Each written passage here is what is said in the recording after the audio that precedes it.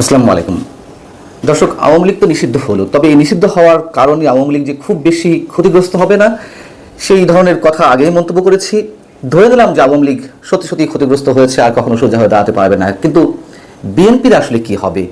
বিএনপিকে এখনো আশায় আছে যে নির্বাচন হবে, কখনো নরম সুরে কখনো গরম সুরে তারা যে দাবি জানিয়ে যাচ্ছে এবং তাদের সেই দাবি সরকার রাখবে, এটি মনে করার ন্যূনতম কোনো কারণ নেই।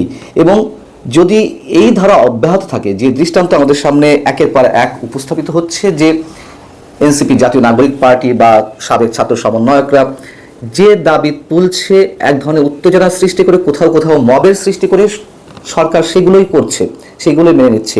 এবং এগুলো তো স্পষ্ট যে তাদের মধ্যে একটা পর্দার আড়ালে যেই সমঝোতাগুলো আছে, কিংবা তারা মিলেমিশেই সরকার চালাচ্ছে, সেই জায়গা থেকে একটা প্লট নির্মাণ করার মাধ্যমে, প্রতিটি প্লট নির্মাণ করার মাধ্যমে এক একটা দাবি মেনে নেওয়া হচ্ছে। যদিও আমরা দেখেছি যে এর আগে রাষ্ট্রপতিকে অপসারণের যে দাবি, সেখানে বিএনপির আপত্তি ছিল, নতুন করে সাংবিধানিক সংকটের সৃষ্টি হবে, সেটি হয়নি।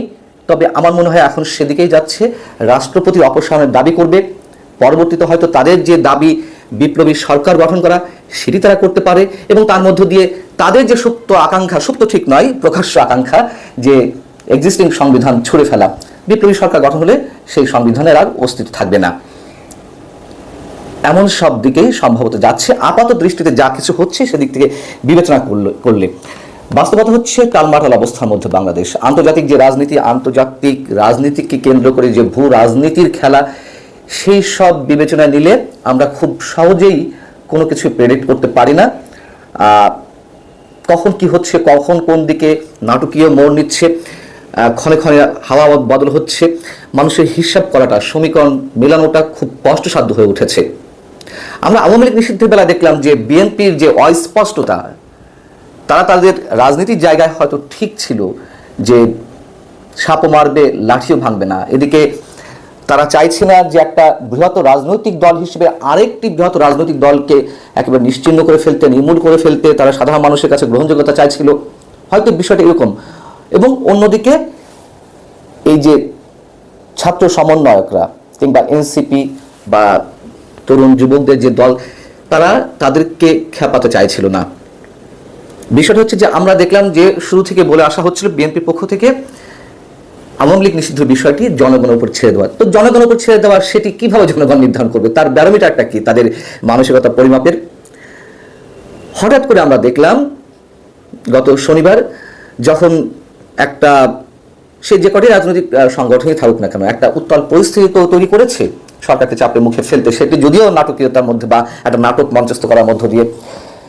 মির্জা ফখরুল ইসলাম আলমগীর শনিবারই একটি অনুষ্ঠানে বললেন, সমাবেশে, যে দেশের 18 কোটি মানুষ চায় না আর আওয়ামী লীগকে দেখতে। তার মানে কি, তারা আসলে কোন অবস্থায় ছিল?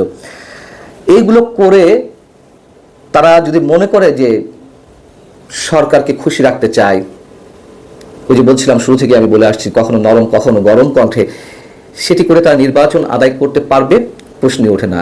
স্পষ্ট ভাষা বলতে চাই, আবারও বলতে চাই, মনে করিয়ে দিতে চাই যে -2 ফর্মুলা, 111-এর -2 ফর্মুলা ছিল দুই ব্যক্তিকে মাইনাস করা, শেখ হাসিনা এবং খালেদা জিয়াকে। এবং আমি শুরু থেকে বলে আসছি, যারা আমার কন্টেন্টগুলো নিয়মিত দেখেন, যে এই -2 ফর্মুলা হচ্ছে দুই দলকে মাইনাস করা।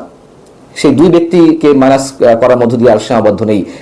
আওয়ামী লীগ নিশ্চিহ্ন করার পথে হাঁটছে সরকার, পাশাপাশি বিএনপিকেও মাইনাস করবে।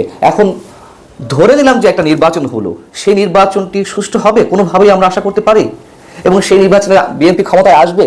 যা কিছু দেখা যাচ্ছে, এই রাজনীতি বাংলাদেশের মধ্য থেকে আর নিয়ন্ত্রিত হচ্ছে না, এটি অবশ্যই রিমোট কন্ট্রোলের মাধ্যমে নিয়ন্ত্রিত হচ্ছে। নিঃসন্দেহে আমরা এই কথা বলতে পারি, একটা বৃহত্তর শক্তি বাংলাদেশের সব কিছুকে এখন নিয়ন্ত্রণ করছে। আমরা যদি সেনাপ্রধানের কথায় আসি, সেনাপ্রধানের কি পরাজয় ঘটল?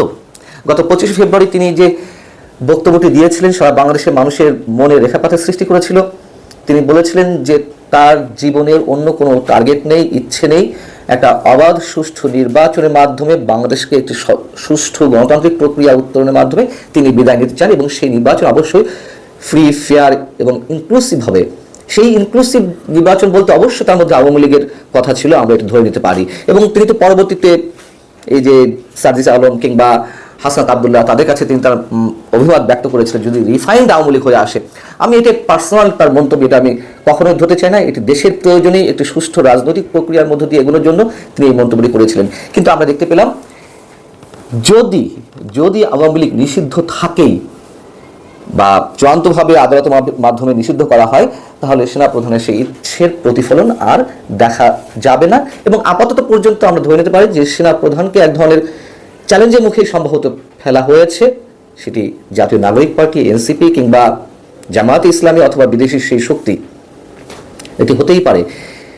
আমি শুরুতেই বলছিলাম যে কোনো কিছু খুব সহজে প্রেরিত করা যাচ্ছে না। এখন যেভাবে বাংলাদেশের রাজনৈতিক যে টালমাটাল অবস্থা, তাতে করে আমরা নিশ্চিত করে কিছু বলতে পারছি না। তবে এটাও সত্য, মানুষ এখনো পর্যন্ত সেনাবাহিনীর দিকে তাকিয়ে আছে। কেন আমি কথা সেনাবাহিনী তুলছি? আবারও সেই পুরনো কথা বলতে হয়। 5 আগস্ট অবশ্যই সেনাবাহিনী একটা বড় রোল প্লে করেছিল। সেই জায়গাটিতে যদি সেনাপ্রধান না থাকতেন, তাহলে বাংলাদেশ আরো ভয়ঙ্কর বিপর্যয়ের মধ্যে যেত। যেহেতু তিনি মানুষকে আস্থা রাখতে বলেছিলেন তার উপরে, সেই জায়গা থেকে মানুষ এখনো সেনাবাহিনীর দিকে তাকিয়ে আছে। তারা বা সেনাপ্রধান কতটুকু সফল হবেন কি হবেন না আমরা সেটা জানি না, তবে মানুষ তাকিয়ে আছেন, এটি বাস্তবতা। এবং যে বিদেশি শক্তির কথা বলছিলাম, নির্বাচন হবে কি হবে না, অনেকেরই আশঙ্কা যে বাংলাদেশ আফগানিস্তান হতে যাচ্ছে কিনা। এবং এর পেছনে যে বৃহত্তর শক্তি, আমরা যেটিকে এখন মোটামুটি দৃশ্যমান দেখছি, যুক্তরাষ্ট্রের খেলা মিয়ানমারকে কেন্দ্র করে, যদি সত্যি রাখাইনের উদ্দেশ্যে বাংলাদেশের কথিত মানবিক করিডোর দেওয়া হয়, সেক্ষেত্রে আন্তর্জাতিক যে খেলা শুরু হবে, সেক্ষেত্রে বাংলাদেশ তো ওয়ারফিল্ড বা ব্যাটেল ফিল্ড যেভাবে বলি না কেন, সেই জায়গাটিতে যাবে। এটুকু আমরা স্পষ্ট করে বলতে পারি। যারা খেলছেন এই খেলাগুলো, আমার স্পষ্ট ধারণা শেষ মুহূর্ত পর্যন্ত তারা সফল হবে না। এখন সেই শেষ মুহূর্তের মাঝখানের সময়টা কতখানি আমি সেটিও স্পষ্ট করে বলতে পারছি না। তবে মাঝখানে যে সময়টুকু, শুধু সেটুকু জানি যে সেখানে কি ঘটবে, ব্লাডশেড ঘটবে, অনেক রক্তপাতের ঘটনা ঘটবে, অনেক মানুষের প্রাণহানি হবে। কিন্তু এটুকু নির্দ্বিধায় বলতে পারি, এই মেয়াদটি, মাঝখানের মেয়াদটি যাই হোক না কেন, 1 বছর, 2 বছর, 25 বছর, 30 বছর, আমার কথা শুনতে হয়তো খারাপ লাগতে পারে, কিন্তু শেষ মুহূর্ত পর্যন্ত সেই শক্তি টিকবে না, এটুকুই অন্তত আমার দৃঢ় বিশ্বাস। খেলার বাকি আছে অনেক, তবে সেই খেলাগুলো নিশ্চয়ই আমাদের জন্য ন্যূনতম সুখকর কিছু নয়। আল্লাহ হাফেজ, ভালো থাকুন সবাই।